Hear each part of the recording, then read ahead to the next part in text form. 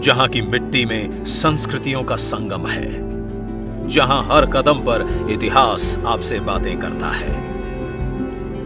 यहां न केवल विविधता के रंग हैं, बल्कि एकता का भी हर पल संग है।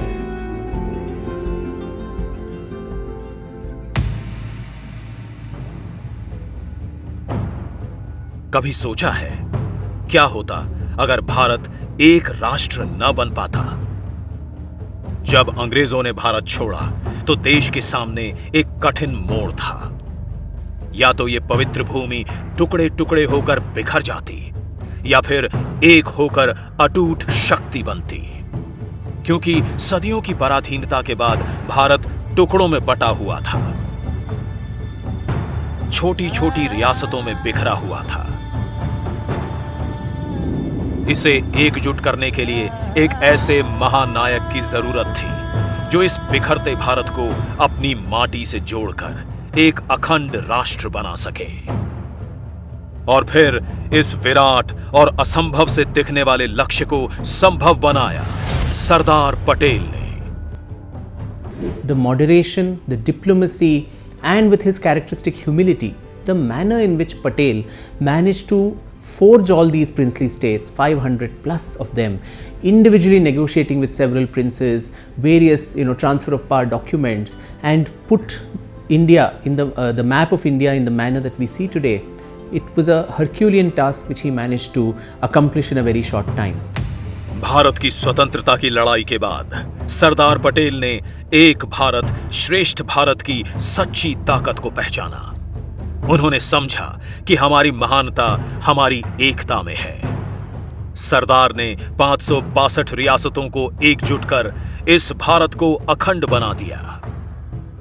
आजादी के इस महानायक स्वतंत्रता सेनानी ने न सिर्फ भारत के राजनीतिक मानचित्र को एकजुट किया, बल्कि आत्मनिर्भरता, महिला सशक्तिकरण और किसानों के विकास के लिए भी आधारशिला रखी। सरदार पटेल के जीवन की राजनीति का प्रारंभ ही किसानों की समस्या से हुआ था। तो भारत के हर किसान को सशक्तिकरण करना, ग्रामीण क्षेत्रों का सर्वांगीण विकास होगा। इस प्रकार से किसानों के उत्थान के लिए मोदी जी ने वही कार्य से मुझे लगता प्रेरणा ली होगी जो सरदार पटेल ने किया था। ये साल था 1950। सरदार पटेल की मृत्यु के कुछ महीने पहले की बात है। गुजरात के एक छोटे से गांव में एक बच्चे और भारत के भविष्य को नई दिशा देने वाले लोकप्रिय नेता का जन्म हुआ, जिसका नाम था नरेंद्र मोदी। गुजरात के ग्रामीण अंचल में जन्मे नरेंद्र मोदी के जीवन में सरदार पटेल की वीर गाथाओं ने अमिट छाप छोड़ी। हमारे नगर में एक अच्छा पुस्तकालय था और नरेंद्र भाई जब भी समय मिले वहाँ जाके वो अनेक क्रांतिकारियों की, अनेक नेताओं की पुस्तकें पढ़ते थे। उनके ऊपर सबसे ज्यादा लोखंडी मनोबल के सरदार वल्लभ भाई पटेल थे, उनका प्रभाव ज्यादा था।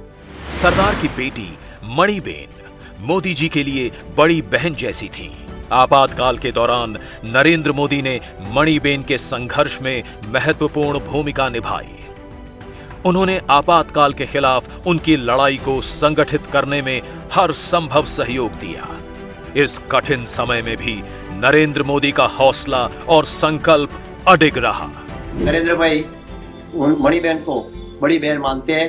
अब नरेंद्र भाई ने जो साइकिल रैली निकाली थी आपातकाल के विरुद्ध में, उसको मणिबेन ने हरी झंडी दिखाई थी। ये वो शुरुआत थी जिसने नरेंद्र मोदी को समाज और देश के प्रति अपनी जिम्मेदारियों को समझने का और भी नजदीक से मौका दिया।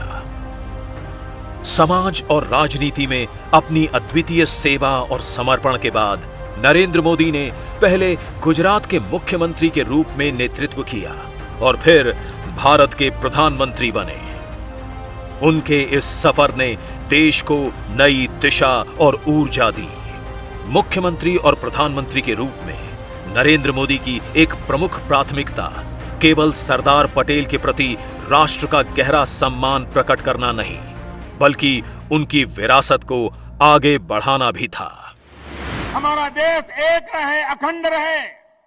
सरदार साहब ने हमें जो देश दिया है, उसकी एकता और अखंडितता देशवासियों का दायित्व है। नरेंद्र मोदी जानते थे कि अगर सरदार नहीं होते तो ये राष्ट्र एकजुट नहीं होता, खासकर जब हम पहले ही विभाजन का दर्द सह चुके थे। इसलिए उन्होंने सरदार पटेल को श्रद्धांजलि देते हुए स्टैच्यू ऑफ यूनिटी के रूप में दुनिया की सबसे ऊंची प्रतिमा का निर्माण अपनी देखरेख में कराया। ऐसे महान नेता को श्रद्धांजलि देने के लिए हमारे उस वक्त के मुख्यमंत्री माननीय नरेंद्र भाई मोदी जी ने बहुत ही बड़ा ऐतिहासिक काम किया। और अब हम सब लोग देख रहे हैं ऐसी विश्व की सबसे बड़ी ऊंची सरदार वल्लभ भाई पटेल की प्रतिमा का सरदार सरोवर डैम के नजदीक उन्होंने निर्माण करवाया। ये केवल एक प्रतिमा नहीं है, ये भारत की एकता और मजबूती का प्रतीक है और सरदार पटेल के अद्वितीय योगदान की गूंज है जो हर दिल में राष्ट्रभक्ति की लहर दौड़ाता है। सरदार पटेल की प्रतिमा दुनिया के सबसे अधिक देखे जाने वाले स्मारकों में से एक है। ये गुजरात के नर्मदा जिले के केवड़िया में स्थित है। केवड़िया जो अहमदाबाद से काफी दूर एक छोटा सा गांव है, जिसको नरेंद्र मोदी ने सोच समझकर चुना। स्टैच्यू ऑफ यूनिटी है, सरदार पटेल की प्रतिमा बनानी है तो अहमदाबाद में भी तो बना सकते थे, करमसद में भी तो बना सकते थे। माननीय प्रधानमंत्री जी के विजन में वो पूरा जो एक पिछड़ा हुआ आदिवासी और अशिक्षित अविकसित जो विस्तार था, एरिया था, अगर इतना बड़ा मॉन्यूमेंट वहां जाएगा तो वो पूरे एरिया का डेवलपमेंट होगा। स्टैच्यू के निर्माण के दौरान कई सुझाव आए, जैसे कि प्रतिमा का चेहरा कैसा हो, इसके निर्माण में किस सामग्री का इस्तेमाल हो, स्टैच्यू के परिसर में कौन कौन सी सुविधाएं उपलब्ध हों। लेकिन इन सारे सुझावों के बीच भी नरेंद्र मोदी के मन में एक बात पूरी तरह स्पष्ट थी कि ये सिर्फ एक प्रतिमा नहीं, बल्कि देश के हर वर्ग, विशेषकर किसानों के प्रति सरदार पटेल को सच्ची श्रद्धांजलि होनी चाहिए। Sardar was a peasant leader. How does a farmer walk in the field? He will tie his dhoti up, so the ankles are exposed. So that was his decision. This is the only project only statue in the world where the statue is not covered till the bottom by some external structure. Sardar Sarovar बांध और परियोजना गुजरात की पानी की समस्या और ऊर्जा की आवश्यकताओं का स्थायी समाधान था। ये विजन सरदार पटेल का था। 1979 में ये बांध एक वास्तविकता बना, लेकिन इसके उद्देश्यों को पूरी तरह से प्राप्त नहीं किया गया और सरदार पटेल का लक्ष्य अधूरा रह गया, जिसे नरेंद्र मोदी ने पूरा किया। नरेंद्र मोदी ने हर मुश्किल का सामना करते हुए इस बांध की ऊंचाई को 2 बार बढ़ाया ताकि गुजरात की जनता की जरूरतों को पूरा किया जा सके। उन्होंने इस परियोजना के तहत एक मजबूत और विस्तृत नहरों का नेटवर्क तैयार किया, जिससे आज हर गांव को पानी मिलता है। गुजरात का विकास करने के लिए तो सबसे पहले पानी की बड़ी समस्या रहती थी। सरदार वल्लभ भाई पटेल का भी सपना था कि सरदार सरोवर बांध बने, क्योंकि यहाँ कोई डैम नहीं था। तो मोदी जी ने बहुत संघर्ष किया और बंद की सैंक्शन कराने के लिए, बंद की ऊंचाई बढ़ाने के लिए, बंद पर दरवाजे फिट करने के लिए मोदी जी ने लड़ाई लड़ी। उन्होंने अनशन भी किया, भूख हड़ताल भी की और फिर डैम का कद बढ़ा। इस प्रकार सरदार सरोवर परियोजना ने वास्तव में गुजरात की जीवन रेखा बनने का गौरव प्राप्त किया है। नरेंद्र मोदी की दूरदर्शिता के साथ बने स्टैच्यू ऑफ यूनिटी द्वारा इस क्षेत्र के विकास के जरिए आदिवासी समुदाय को नई ऊंचाइयों पर पहुंचाने का लक्ष्य भी रखा गया, ताकि उनके जीवन में वास्तविक परिवर्तन लाया जा सके। जब स्टैच्यू ऑफ यूनिटी यहाँ पे नहीं बना था, उस टाइम पे क्या था कि रोजगारी की तक नहीं थी और सब लोग मतलब उनका एजुकेशन भी चालू था, लेकिन आने जाने की प्रॉब्लम रहती थी और ये टूरिस्ट प्लेस भी नहीं था। और जब स्टैच्यू ऑफ यूनिटी बना, उसके बाद से यहाँ के जितने भी आदिवासी लोग हैं उन सबको रोजगारी मिले। सरदार पटेल एक किसान नेता थे जिन्होंने पूरे देश को एकजुट किया इसलिए उन्हें श्रद्धांजलि देने का तरीका भी ऐसा होना चाहिए जो इस एकता को दिखाए। इसी सोच के साथ नरेंद्र मोदी ने पूरे देश में खेतों से पुराने कृषि औजारों का लोहा इकट्ठा करने की मुहिम शुरू की। उन्होंने लोहा कैंपेन के माध्यम से साकार किया। पूरे देश के किसानों को आह्वान किया, खेत में इस्तेमाल किए हुए औजार को इस स्टैचू के लिए समर्पित करें। 135 टन लोहे के पुराने औजार हमें मिले। इस लोहे के साथ साथ हर गांव से प्राइम मिनिस्टर श्री नरेंद्र भाई मोदी के आह्वान से हर गांव की खेतों की मिट्टी मंगाई गई। उस मिट्टी से बनी वॉल ऑफ यूनिटी। ये मुहिम सिर्फ एक प्रतिमा बनाने के लिए नहीं थी, बल्कि ये देश की आत्मा को जोड़ने और सरदार पटेल के प्रति सच्ची श्रद्धांजलि अर्पित करने का एक प्रयास था। ये अभियान हर भारतीय को जोड़ने और सरदार के विचारों को जीवित रखने का माध्यम बना। सरदार पटेल की ये प्रतिमा अब दुनिया के सबसे प्रसिद्ध और प्रभावशाली स्थलों में से एक बन गई है। यहां न केवल देश विदेश के पर्यटक आते हैं, बल्कि पूरी दुनिया के कई बड़े नेता भी इसे देखने आ चुके हैं। भारत के G20 प्रेसिडेंसी के दौरान यहां कई वैश्विक सम्मेलन भी आयोजित हुए। प्रधानमंत्री बनने के तुरंत बाद नरेंद्र मोदी ने 31 अक्टूबर सरदार पटेल के जन्मदिन को राष्ट्रीय एकता दिवस के रूप में मनाने की घोषणा की। उन्होंने 2013 में रन फॉर यूनिटी भी शुरू किया, जिसमें देश भर के युवा सरदार पटेल के सम्मान में एकजुट होते हैं, अपने हृदय में एकता का दीप जलाते हैं। सरदार वल्लभ भाई पटेल एक ऐसी हस्ती हैं जिन्होंने जिस समय देश हमारा अलग अलग भागों में हिस्सों में खंडित था, तो एक व्यक्ति जिसका विजन था एक भारत का, तो वो सरदार वल्लभ भाई पटेल थे। उनकी जो जन्म जयंती है, उस दिन को प्रधानमंत्री मोदी जी ने राष्ट्रीय एकता दिवस के रूप में मनाया जाता है। हम सब इकट्ठे होते हैं और एक रन फॉर यूनिटी हम करते हैं, जिससे हम फिट भी रहें, हम स्वस्थ रहें और भारत को मजबूत कर सकें।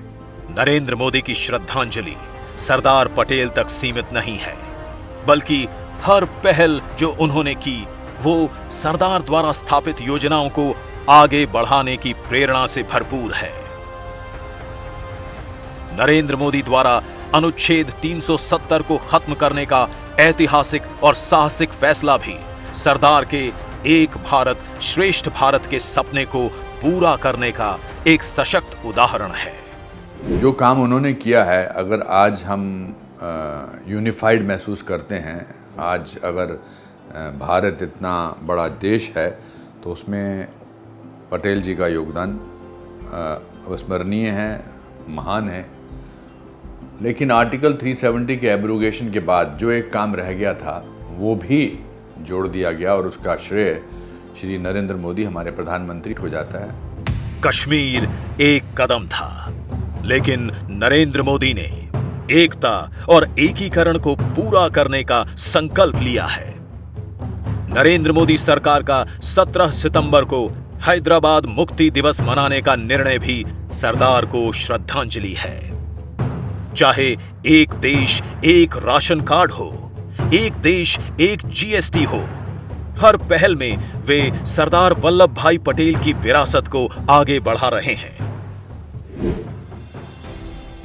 एक महत्वपूर्ण क्षेत्र जहां इन दोनों महान नेताओं ने बड़ी दृढ़ता से ध्यान दिया, वो था महिलाओं का सशक्तिकरण और हर क्षेत्र में समान अवसर, विशेषकर राजनीति में। सरदार पटेल ने अहमदाबाद नगरपालिका चुनावों में महिलाओं की राजनीतिक भागीदारी को सशक्त बनाने की दिशा में संघर्ष किया था, और आज प्रधानमंत्री नरेंद्र मोदी महिलाओं को 33% आरक्षण देकर संसद में आगे बढ़ा रहे हैं, जिससे नारी शक्ति को नए अवसर मिल रहे हैं। 105 साल पहले 1919 की साल में महिलाओं के अधिकार और सम्मान के लिए सरदार पटेल ने अहमदाबाद म्युनिसिपैलिटी में प्रस्ताव रखा था, जो पास हुआ था। जब 2010 की साल में स्वयं प्रधानमंत्री नरेंद्र भाई मोदी ने इस प्रस्ताव को नजर से देखा, तब वे भी अभिभूत हुए कि सरदार साहब इतने दीर्घदृष्टा थे और सरदार का वो ख्वाब जो था, उनका स्वप्न था, वो पार्लियामेंट में महिलाओं को 33% रिजर्वेशन देके साकार हुआ है। सरदार पटेल ने आधुनिक भारत की प्रशासनिक सेवाओं की नींव रखी। नरेंद्र मोदी ने मिशन कर्मयोगी जैसी पहल की शुरुआत की है, जिसके द्वारा भारत की प्रशासनिक प्रणाली को सशक्त और सुधारने की दिशा में बड़ी शुरुआत हुई है। ये जो रिफॉर्म्स का सिलसिला जो एनविसाज किया था, जिसकी कल्पना की थी सरदार पटेल ने, वो अधूरा रह गया क्योंकि उनके हिस्से में मात्र 2-2.5 साल आए और फिर ये वक्फा आया 50, 60, 65 वर्ष का। मोदी जी ने आते ही सबसे अधिक प्राथमिकता यदि दी है तो गवर्नेंस रिफॉर्म्स को। आते ही उन्होंने सेल्फ अटेस्टेशन शुरू कर दी। वो जो अंग्रेजों के समय से कुरीति चली आ रही थी कि हर युवा को अपना दस्तावेज गेस्टेड अफसर से टेस्ट करना था, वो समाप्त किया और ये संदेश दिया देश भर में कि अब एक ऐसे प्रधानमंत्री हैं, एक ऐसी सरकार है जिसमें इतना कॉन्फिडेंस है, अपने युवाओं पर वो विश्वास कर सके। 2019 में मोदी सरकार ने सरदार पटेल राष्ट्रीय एकता पुरस्कार भी स्थापित किया ताकि राष्ट्रीय एकता और अखंडता में प्रेरणादायक योगदान को मान्यता दी जा सके। सरदार पटेल की विरासत भारत की एक भारत श्रेष्ठ भारत की धरोहर है। नरेंद्र मोदी इसे आगे बढ़ा रहे हैं। उनके दृष्टिकोण और संघर्ष के माध्यम से हम एक नए भारत की ओर बढ़ रहे हैं जो सरदार के सपनों को साकार करता है। ये एक ऐसा भारत है जो विकसित है, जहां हर नागरिक की आवाज सशक्त रूप से गूंजती है और एकता की शक्ति हर दिल में धड़कती है।